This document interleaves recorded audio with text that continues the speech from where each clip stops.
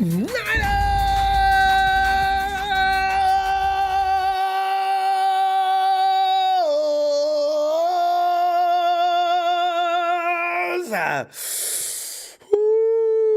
Hey, family, here's the thing, As usual, I came in a little bit. Some of the drafts this particular year have been outstanding. I can't even begin to measure up. So I didn't really give a whole lot of effort in doing that. And, I'm like apologizing for my draft being so modest before I even get started. It's like I said, I look back, when you look at Lee and Tony, I mean, Papa Dragon, I mean, everybody that contributed Tony, who started things off for us this year. It was rough. In fact, if we hold a vote as to who did the best this year, man, it would be tough. But I'm going to go ahead and calmly come in here and tell you this. In spite of the things I have been saying this whole time, I've been drafting everybody but quarterbacks at number 3. I have since come to my senses and realized you got to get a quarterback. If for no other reason, there is no other quarterback besides Jimmy. We need 2 quarterbacks. If Jimmy goes down, whatever the case is, if they got plans on shipping Jimmy out mid-season, which I seriously doubt, or trading him, which I seriously doubt, before next year, then I want a guy that's going to come in there and that actually has real skills. I'm pretty sure that's what the 49ers were thinking too. So I'm going to go ahead and no, it's not Jones. Mrs. Jones, baby boy. Nope. It's going to be, I've always said, in fact, I said it a long time. I said Trey Lance intrigues me. So I'm going with Trey Lance, 6'3", 221 pounds. The boy ain't even through growing yet. I mean, it runs a 4.65 for a big man like that. That's scary because a smaller guy could run faster and not have the impact on the human body upon impact. Bam! And Trey just running along. He should have been in the street. Get out the way. So Lance put together a quality outing at North Dakota State Pro Day. He missed a few throws, but Lance put on a second pro day as well, and he performed pretty well there. He didn't play in 2020. That goes down on the record as being a bad thing, though. That's the only thing, because you don't know what you got. This is why when people keep hollering, get rid of Jimmy, I say, shut up. No, I want to know if these guys can play in the NFL or not. So Lance is going to be one of those guys that's definitely got to get some seasoning, and especially in Kyle Shanahan's offense. So I'm going with Trey Lance in the first round. Yes. In round 2, you know how Phil's always shut people down or always talking about everything but a cornerback in the second round? Yeah, Phil, you're absolutely right. And I tell you what, it's still a scary thing that if anybody goes down in our locker room this year or anybody goes down in our cornerback core, we got trouble. So I'm going to go ahead. And, Surtain is probably not going to be there. There's several other guys. We got one guy with a bad back. That I really wanted him, though. He was perfect. He was perfect. He probably would have been around the second round, though. But I'm going to go ahead and go with Tyson Campbell, cornerback out of Georgia. He's 6'2", 185. His projected 40 time. He's faster than 4.5, though, from what I see. But you know what? Georgia's got something going on over there with everybody coming up with these incredible 40 times. He's a late first round, second round pick. Some teams have graded Campbell in the second round, but believe he stands a good shot at being picked in the back half of the first round. Typically, teams do not have 32 first rounders, so some second rounders end up going in round 1, right? And team contacts believe Campbell has a good shot of being one of those players in the 2021 draft, given his size, athletic upside, and solid cover skills. See, this is what I said, the horror, the terrorizing aspect of being in the NFC West, DK Metcalf. And the Cardinals have just went absolutely nuts. That is way too much talent. And the rumors going around, it's either Jamar Chase. Come on, man. Oh, you give them Jamar Chase? I wanted Jamar Chase, or at least one of these guys. Kill him. You know, Kyle Pitts is. I think somebody's going to trade up because the fact of the matter is, it seems like the Falcons are definitely considering getting a quarterback now. But if not, the Falcons are going to leave that spot, and somebody's going to go up and get Pitts immediately after we get through in the first round. So, you know, I'm Campbell. Campbell needs to get stronger, though, because some receivers got the better of him through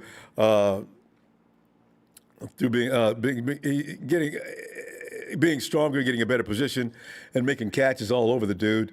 Along with getting stronger and more physical, Campbell needs to improve his ability to play the ball. His struggles to play the ball are the big knock on him with scouts.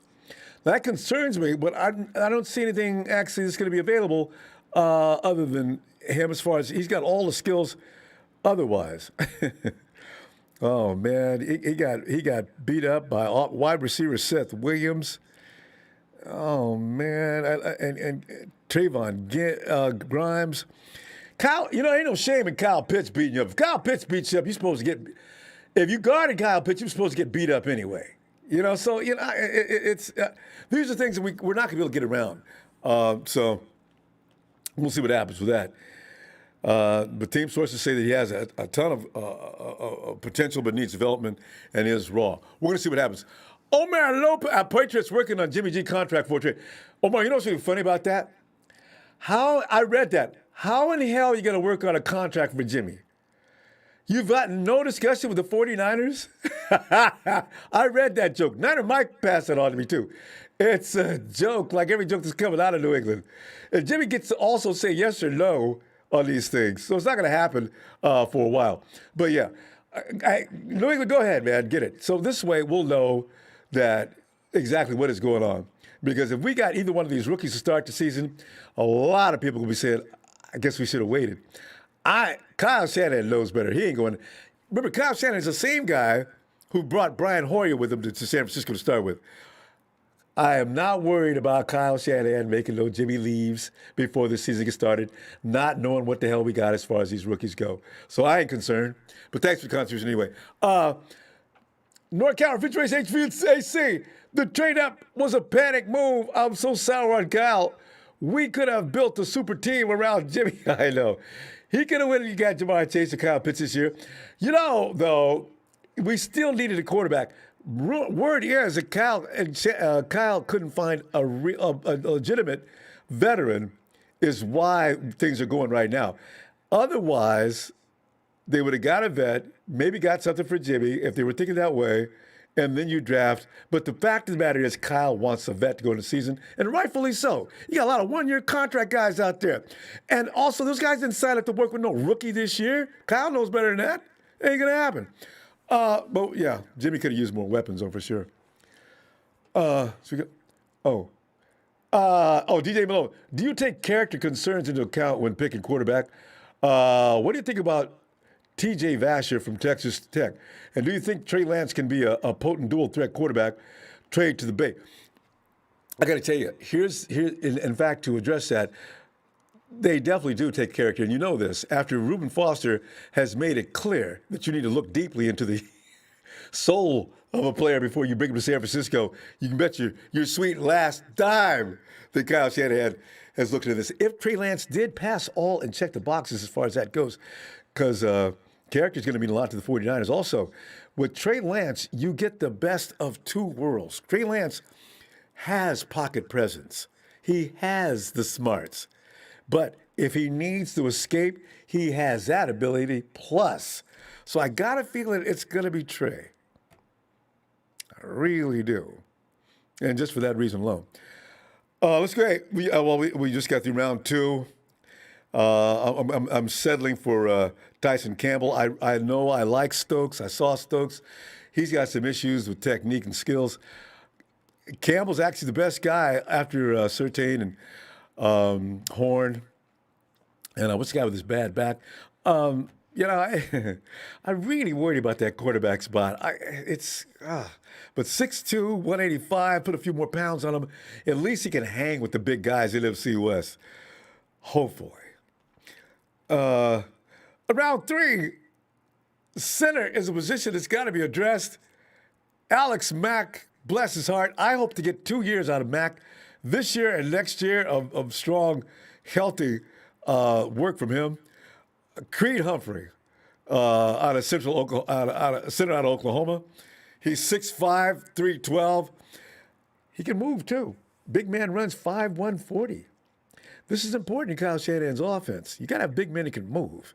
And this is one of the biggest guys Kyle's going to have that's not named Trent Williams that can move. He was solid for the Sooners in 2020. However, he has some limitations for the NFL. Humphrey is smart, and that's why I underline that. And tough. Definitely underline that. He's got no injuries in his past, plus has good technique. While he doesn't have a great skill set, he could be a solid starter and have a long NFL career. And this is the thing that's going to matter for the 49ers. We went through centers last year kind of quickly, and we ended up with Brunskill's not a center. And the other guy, Grasu, is actually not a center either. He just puts that on his business card. But Kyle pulled him after the Hawks game because he was like a turnstile. I mean, the Hawks just running by him like he wasn't there. So, these are the things that are going to get your quarterback killed, and they're going to make a lot of things.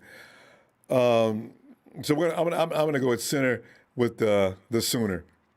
And hopefully he arrives sooner than later. I couldn't resist it. Don't boo me. He was dependable for Oklahoma with reliable pass protection and productive run blocking as well. Humphrey has good size to him. Team sources say he could be a mid-rounder who becomes a starting center in the NFL, but they don't see him as having an early round skill set entering the 2020 draft. So I'm going to get him around round 3. Round 4, fam, I've been whining and crying, and you know this. I said, damn it, give me some speed in that wide receiver room. Please give me some speed. In the Super Bowl, what did the Honey Badger say? Move up, y'all, move up. Come on. And don't go for them pre-snap drop movements. Don't go for just sit there, focus, wait for that ball to get snapped. They ain't got no receivers we got to be worried about, man. Corner's got this, man. Let's go.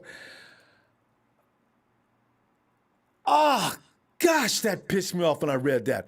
He said, what? This is what I'm talking about. You need somebody to scare the bejesus out of that.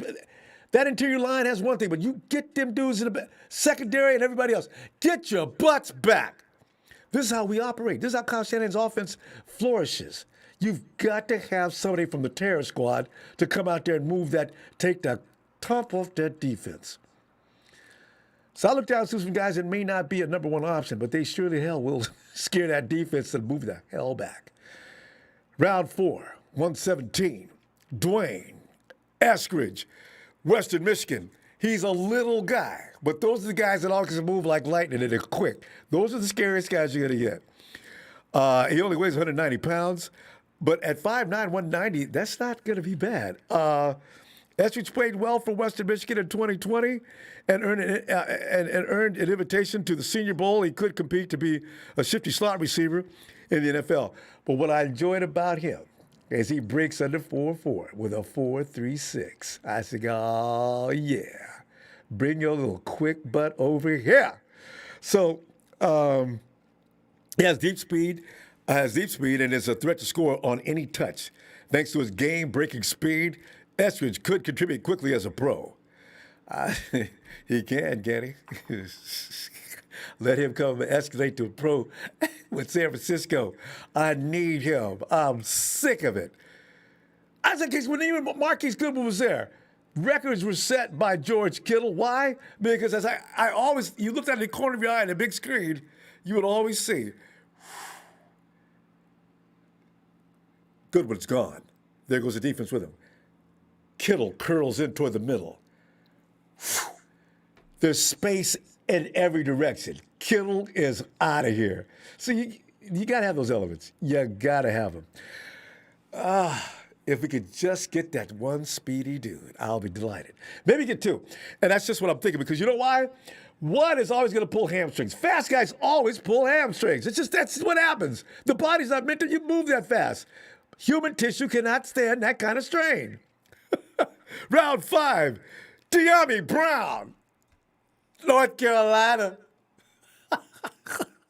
He's 6 foot though, 195. Hey, here's the thing about it. He runs a 4.4, but it's said that his speed, he's one of those guys that shifts gears. And so by the time he gets out of 40 yards, 20 yards, whatever the yards, he's down. He's like, he may be like Ayuk. I think Ayuk has that same kind of speed. Once they get on their horse and get that gear going, they're gone. So Ayuk's another threat. He is a deep threat if indeed, you know, I'm not, we've seen him turn on the Jets a couple of times, but man, we're going to see it more, I think. Brown is a deep threat receiver who produced some huge plays for the Tar Heels over the past 2 seasons. In back-to-back years, he averaged a stellar 20 yards per reception, showing the speed to challenge defenses vertically. He is a threat to score on any reception, as suggested by his total of 20 touchdowns over the past 2 years. Oh, that's a lot of production. And that ain't no that ain't no puny conference either. Brown is more of a build-up speed receiver, and he has issues with drops, though. This is the thing that, you know, Kendrick Bourne is leaving, so we need a third guy. Ayuk and Debo are going to be one thing. Debo's another guy, his hamstring. The guy's so powerful, his hamstrings could go out anyway. So we're going to see what happens with that.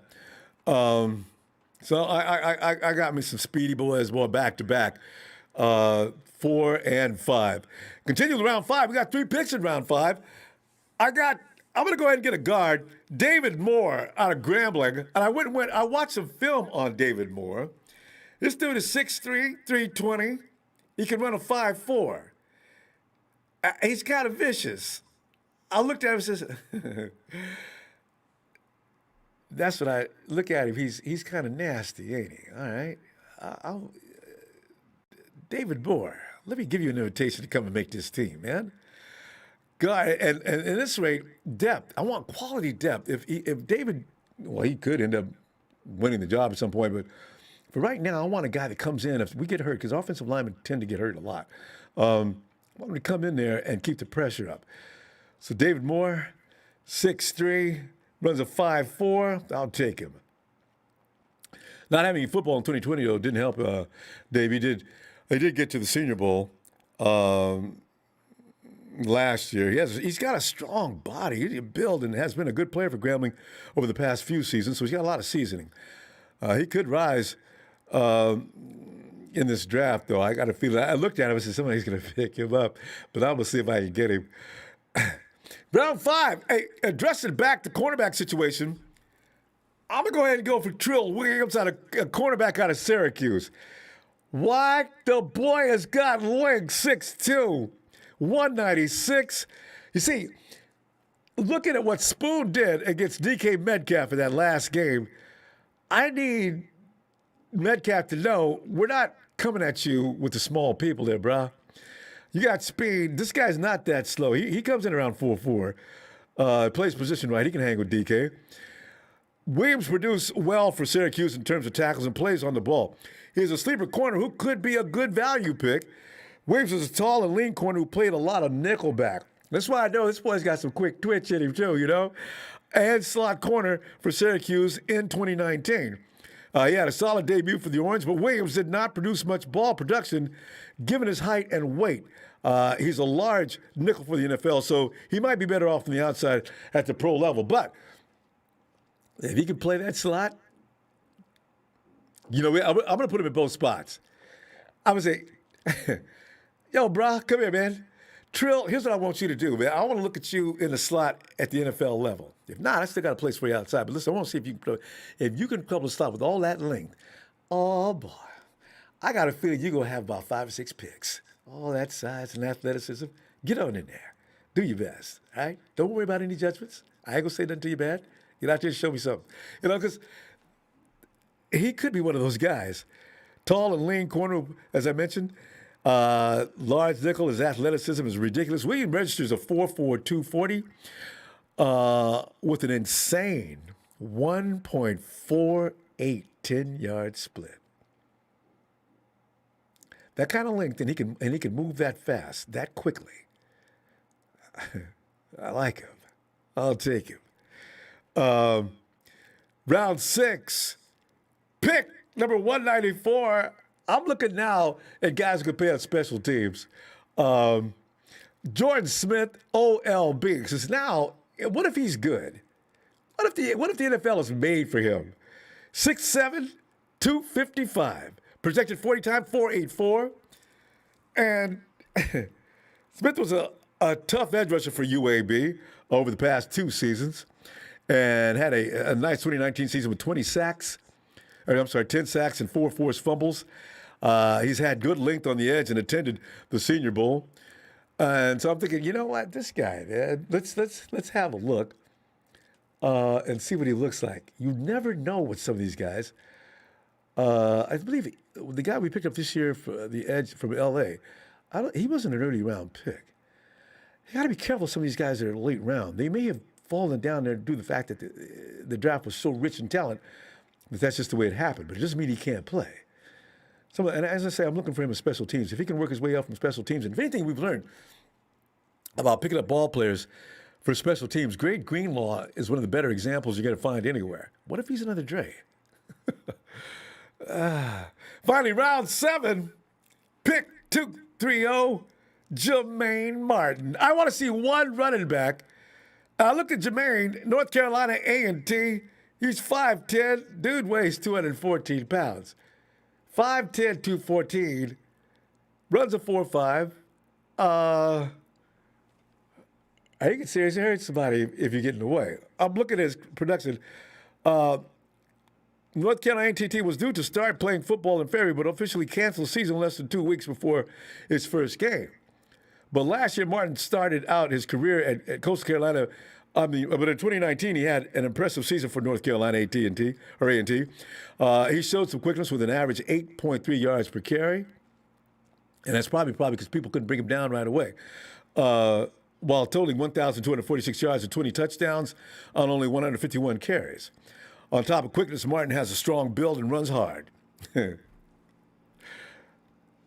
We go through running backs every year like most of us go through laundry. I mean, we're going to start off, with, we got the guy Wayne Gallman. We got him. And of course, we got Mostert. We've got Wilson Jr. That's 3. We got the kid that broke his collarbone last year. Even if you added 2 or 3 more running backs, there's no room for them on the roster, but you keep them on the practice squad. Even if you add a couple more, you're still going to be down to those 2 guys by the end of the season. You know what's going to happen. So get somebody in there that can actually do some damage. I think the 49ers are playing that way too. You put them away, and like it's a savings account for running backs. So, you know. Kevin said, hey, right. He says, Kevin Stewart says, I don't know if Creed Humphrey falls past the 2nd round or early 3rd. I know. I'm hoping. You know, we need a center. And I saw the kid. I saw the guy from Bama. I wanted him. He has been under the knife so many times and sustained so many surgeries. He's actually the best ball player as far as centers goes that you could probably get after Slater, who actually is a guard center. So I says, man, it's just not a lot out there as far as a center. So I Creed. Kevin said, no way De'Ami Brown falls to 5th. Would love to have him, though. I know. You know, there's a lot of talent. Last year, wide receivers fell to depths that they should have never fallen to. This happened 2 years in a row. I'm hoping there's a lot of stuff in the draft this year that people want other than wide receivers. There's a few running backs this year that could cause a problem as far as getting drafted. So we're not your money is your mark is money, Rob. I hope you're right. Thanks, 49 Lakers, for that contribution as well. Thanks, fam. Yeah. So that's, you know, this is what I'm thinking as far as to plug the holes Very conservative draft. I didn't do any trade ups or down. There are other players I want, and just like Kevin says, I'd love to trade up to get a center. And Creed Humphrey probably is going to be gone. Offensive linemen are hard to find, especially quality ones. So I'm sure a lot of people are going to be in there and concerned about that whole thing. Let me refresh you on this. Round 1, pick 3, Trey Lance, quarterback, North Dakota, and man, this is going to be a drama-filled. That hour, the beginning of the draft. And also round 2, Tyson Campbell, cornerback out of Georgia, where speed is just not even required. It is definitely, you can't get into Georgia unless you're fast. Creed Humphrey, center out of Oklahoma. Round 3, pick 102. I'm hoping. Round 4, at 117, Dwayne Get Out the Way Eskridge, wide receiver, Western Michigan. 4-3-8. Round 5, pick 155, De'Ami Brown, wide receiver, North Carolina. If by accident he gets to the 5th round, 49ers, please don't hesitate to pull that trigger. 6 foot, 195. De'Ami's one of those guys that has a 4. He's got a gear shift box that gets him faster and faster down the field. He could be another one of those Jerry Rice kind of guys where as soon as he gets into second gear, if you haven't caught him by now, get out. He's gone. He's a deep threat from David Moore, round 5. David Moore, Grambling. I picked him out because we need more depth in the offensive line. I need another guard that I believe I can trust. David Moore looks like that guy. 6'3", 320. Big man can move too. So we're going to do it. Round 5, pick number 180. Trill Williams, quarterback, Syracuse, 6'2", 196. Trill can go get him or get in their way. Can you do it, Trill? Show me some. Boy's got some speed and quickness. That is so important at that position. Round 6, 194. Pick number 194. Jordan Smith, an outside linebacker from UAB. 6'7", 255. I know what you're thinking. Yeah, I'm going to beef him up. That boy's going to eat nothing but steaks and lots of potatoes between now and the beginning of the season. 6'7", 255. Now, you know you're supposed to weigh 270. Come on, man, at minimum. Round 7, Jermaine Martin, running back, North Carolina. If Bobby can do things what he does with UDFAs, and round 7 is close to being a UDFA, I wonder what Jermaine would be able to do. Dude looks like he's just hardcore rough.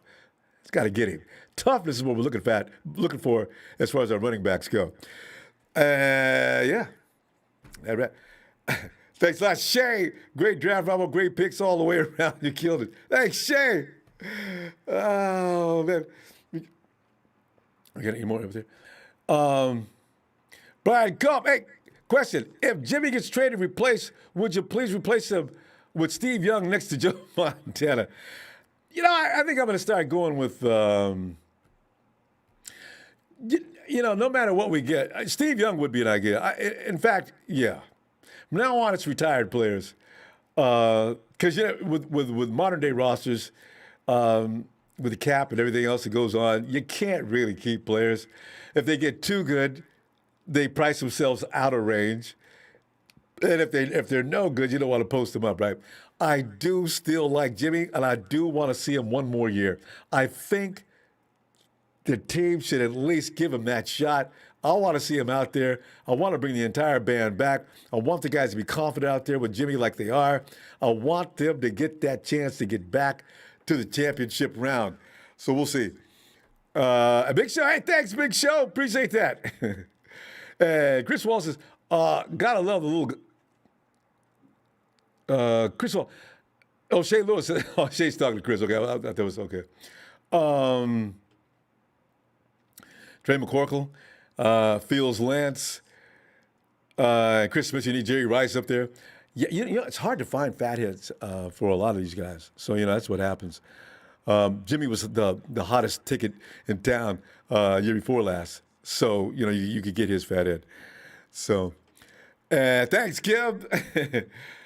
Oh, yeah. All right. So anyway, fam, you know what I'm going to do? Because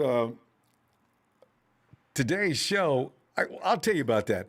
We're going to go ahead and I want to thank you for watching my mock, and not throwing any venom at me. Thank you, fam.